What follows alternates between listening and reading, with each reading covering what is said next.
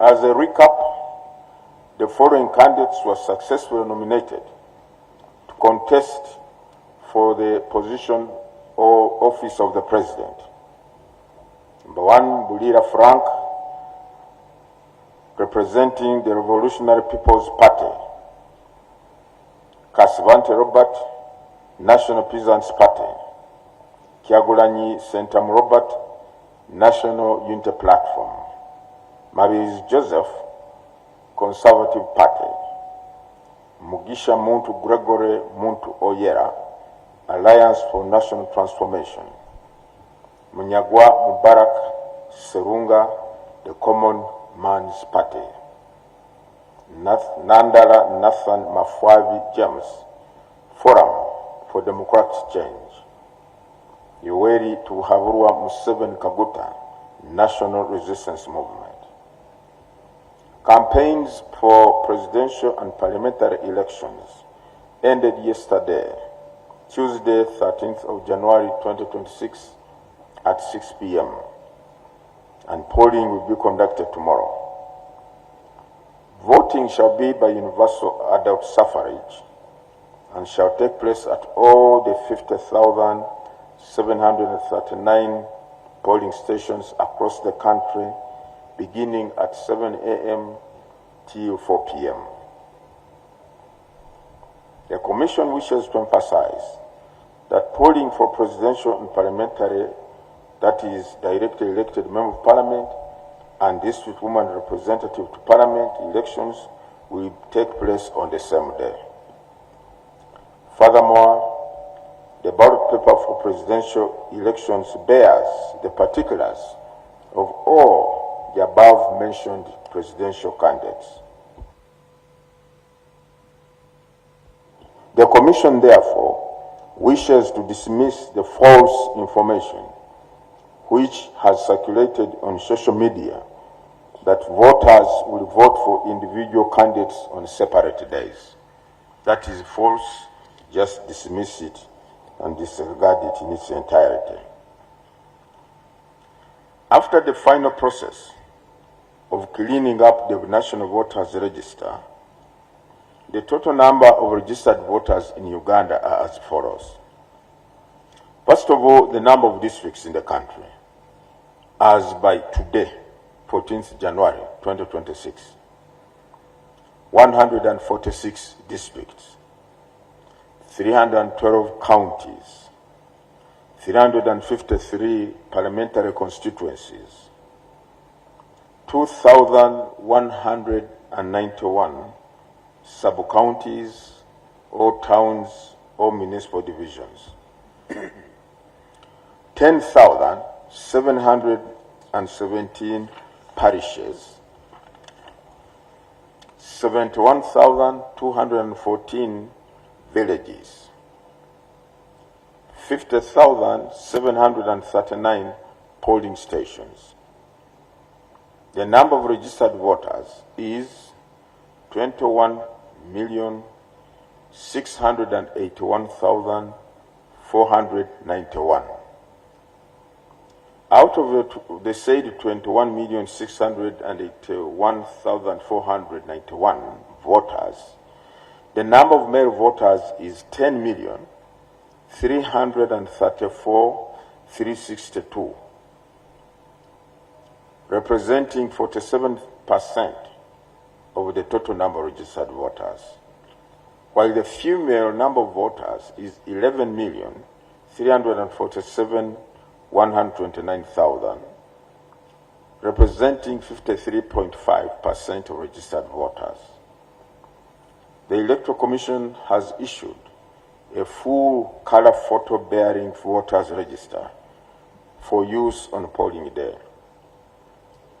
The presiding officers at each polling station will use this color register to identify the voters on polling day.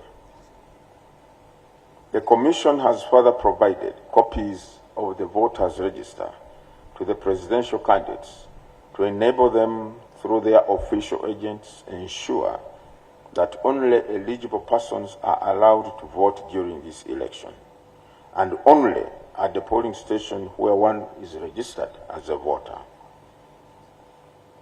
The Electoral Commission has also issued voter location slips to voters across the country whose particulars appear on the polling day register. The voter location slips will help the voters to conveniently locate their polling stations on polling day. That slip is a response by the Electoral Commission to complaints raised in the past elections where some voters reported difficulty in locating their polling stations. The slip bears the particulars of the voter, namely the photograph, the names, date of birth, and location, that is, the district, constituency, sub-county, parish, and polling station. The VLS also bears a unique barcode which will be read by the biometric voter verification machines which have been deployed at all polling stations across the country. However, the voter's register is the primary document for the purpose of polling. Accordingly, a voter whose name is on the voter's register but unable to produce a VLS on polling day will still be identified and verified using the BVVK and will be allowed to cast his or her vote. So the fact that a voter does not have a VLS is not a bar or a hindrance to that voter coming to the polling station to be identified, provided he or she is on the voter's register of that particular polling station. Similarly, the Commission will use the national ID to conveniently identify a voter and to help reduce on the time a voter will spend on verification. A voter who has a national ID is, therefore, advised to carry his or her national ID on polling day and present it to the BVVK operator at the polling station to be verified. Once again, even if you don't have a national ID, provided you are on the National Voters Register, please come forward and you will be taken through the processes of identifying you using the National Voters Register so that you can cast your vote as well. It is important to note that the VLS and or national ID are important on the day of polling, but they are not mandatory. I repeat, they are not mandatory for one to cast his or her vote. As long as one is a registered voter on the polling register of that polling station, he or she will be identified and allowed to vote even without a voter location slip or national ID. We're emphasizing this because we understand in some areas or quarters, word was going around that if you don't have a voter location slip or a national ID, you will not be allowed to vote. Please come forward. The most important and most basic requirement is that you are on the national voter register of that polling station. In order to improve accuracy, security, efficiency, and credibility in the delivery of electoral services, the Electoral Commission has embarked on deliberate actions aimed at integrating technology in its operations and systems. Accordingly, in preparation for the 2026 general elections, the Electoral Commission has acquired biometric voter verification machines which will be used to verify voters who present themselves at polling stations on polling day. The BBVK, as it is known in summary, will be deployed at all the 50,739 polling stations in Uganda during tomorrow. The BVV system is one of the measures aimed at improving the management and conduct of elections in Uganda through authentication of voter identity. This biometric voter verification system basically uses the fingerprints or your face to match the voter details, which will help the presiding officer to confirm the identity of the voter as being the one on the voter's register of that particular polling station before the voter is issued with a ballot paper or ballot papers. The said system will also enable the Commission to ensure that only registered persons vote during the elections and that such persons or voters do not vote more than once for the same election. Hence, the system will help the Commission greatly improve the identification of voters and also address the challenge of voter impersonation during elections. The system will also assist in the search of a voter's details by reading the unique barcode on the VLS or the national ID. This system will also help a voter to locate his or her polling station within the district in case they turn up at a polling station where they are not registered. The training for field staff on the use of the biometric voter verification equipment has been successfully conducted at national, regional, and district levels. The Commission has concluded the training of the presiding officers and polling assistant for the BB machine. The Commission calls upon all the stakeholders in the electoral process to follow the guidelines for the use of the biometric verification technology so that we get the desired result, which is a credible, fraud-free election. The Electoral Commission completed the delivery of all the materials for the presidential and parliamentary elections to the districts and cities across the country. Tomorrow, the polling kits will be delivered to the respective polling stations so that polling commences at 7 a.m. countrywide. Let me also brief the nation on polling day procedures and declaration of the 2026 presidential and parliamentary election results. The key polling day processes include the following. 1. Procedures for opening of polling stations at 7 a.m. However, in order for a polling station to officially open, there must be present at the same time 10 registered voters at that polling station before the presiding officer can commence the process of verification of voters and voting. Those 10 registered voters must be present to witness the process of opening the box or the kit or the box carrying the election materials so that voting or polling can commence. Next will be the voter identification and verification process using the biometric voter verification kit and the National Voters Register. Thirdly, there will be issuance and marking of ballot papers to indicate the choice of a candidate. However, before the voter is given the ballot paper, it will first be scanned by this kit or machine. After voting, these ballots will again be scanned before counting takes place.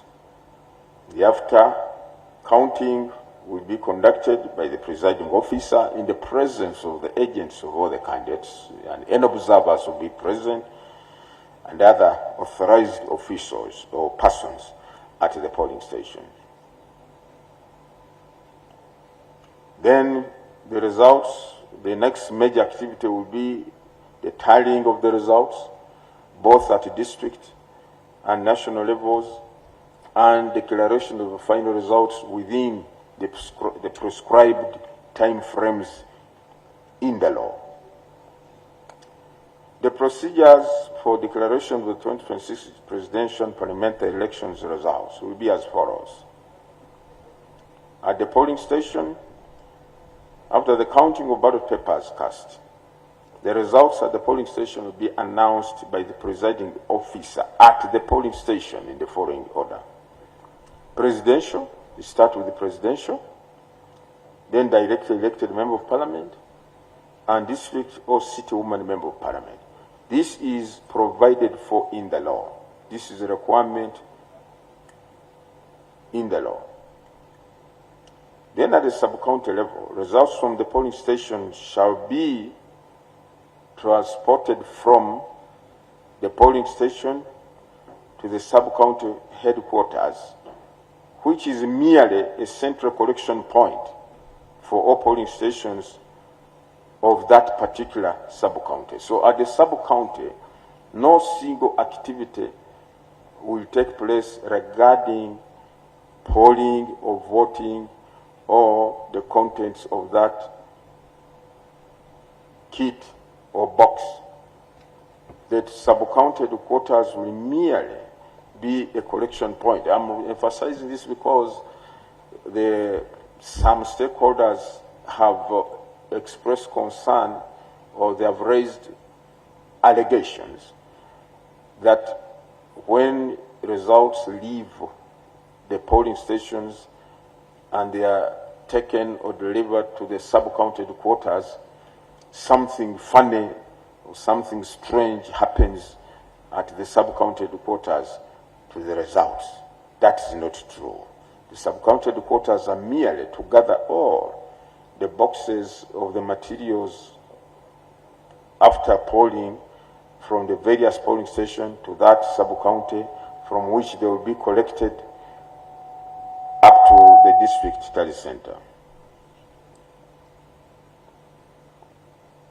Please note that the envelopes containing results of the various categories shall not be opened at the sub-county because it is for accountability purposes only. As I said, the sub-county point, there is no electoral or any activity connected to elections that takes place at the sub-county. These are just collection points. At the district or city, the results from the sub-county shall then be conveyed or taken to the office of the district or city returning officer, who will then tally and declare the results for the directly elected members of parliament for constituencies in that district or city, and the results of the woman member of parliament for that district or city. The results for the presidential elections from that district will be announced and then transmitted to the National Tally Center here, where we are, electronically. The results, the presidential elections results, will be transmitted electronically from the district tally centers to the National Tally Center, where we are right now.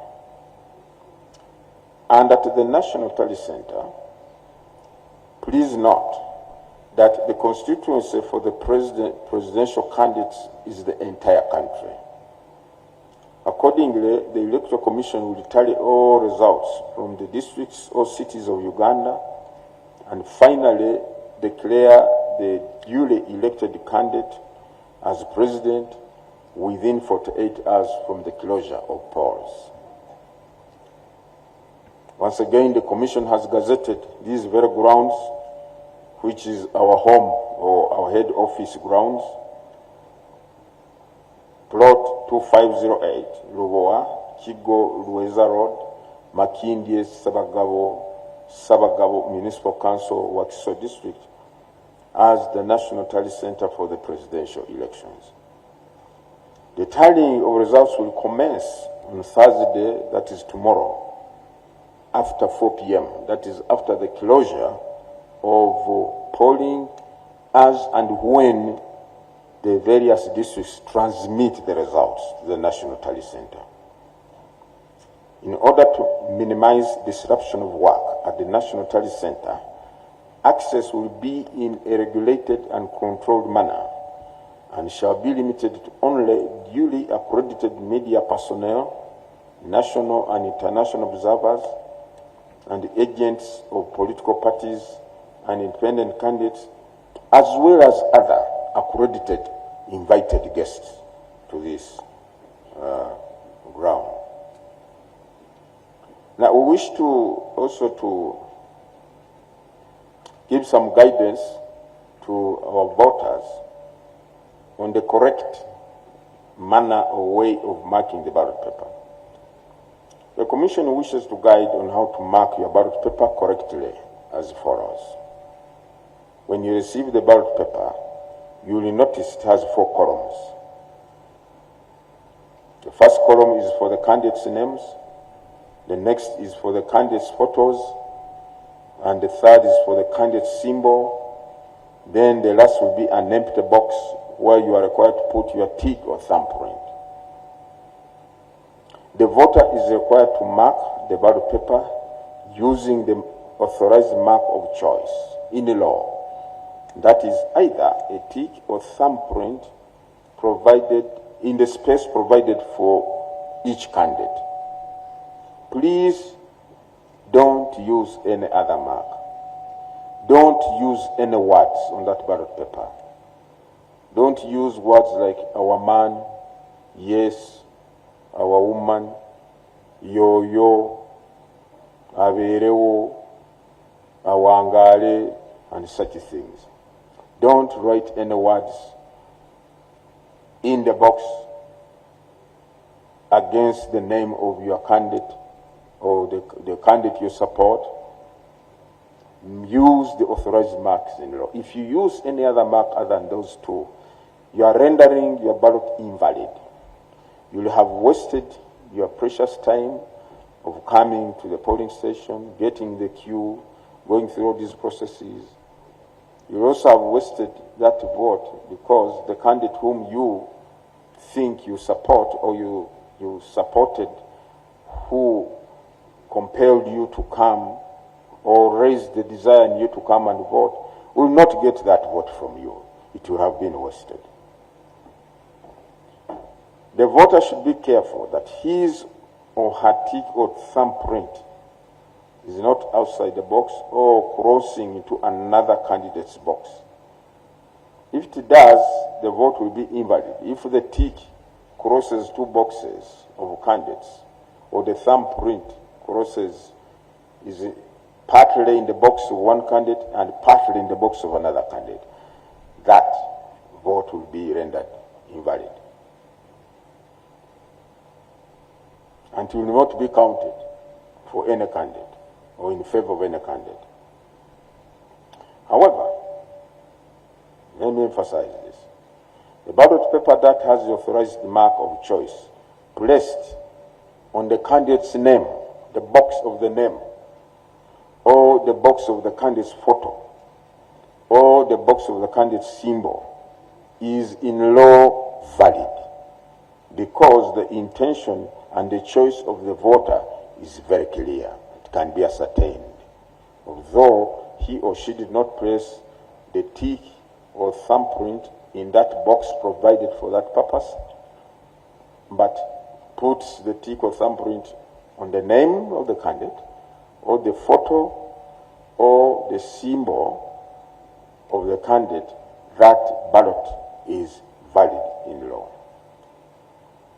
Voters, therefore, reminded to use only a tick or thumbprint inside the box for the candidate of your choice. I am told some nefarious fellows, if I may use that term, have been telling people or spreading information that once you have ticked for a candidate of your choice, you put a cross against the other candidates. The other candidates who are not your choice, you put a cross. Those are nefarious people. Don't listen to them because they are simply luring you or misleading you to render your ballot or your vote invalid. Just put a tick or a thumbprint against your candidate. Leave the other boxes for the other candidates whom you have not voted for empty or blank. Don't touch them.